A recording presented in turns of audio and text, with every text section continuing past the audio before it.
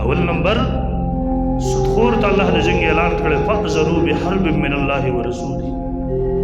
زمون ملک مسلمانانو ملکونو کې سودي نظام محترم د زمون معیشت چې ټول تباہ و برباد دی.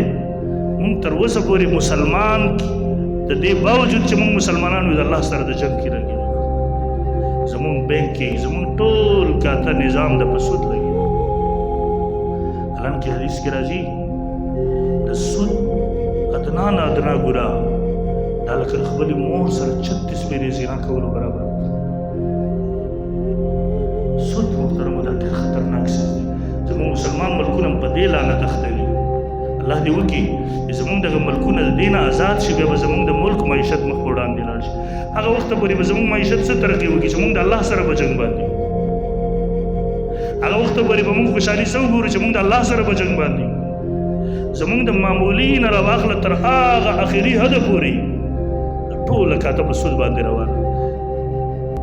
اوس خو کوششونه شروع دي.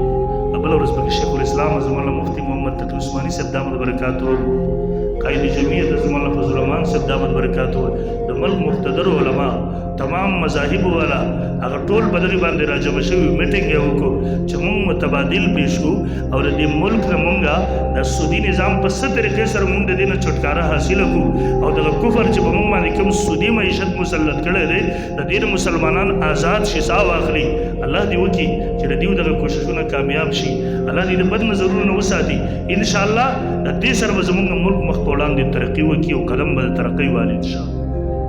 یقین نو که تر څو پورې چې په دغه سودي نظام زموږ ټول نظام تباه دی، دا یو څیز په ټولو کې هغه جرله ده چې موږ د الله سره په جنګ نوځو.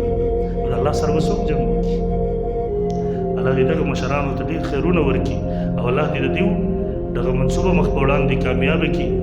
کوم خلک چې مخالفت کوي الله دې هغوی ته هدایت وکړي.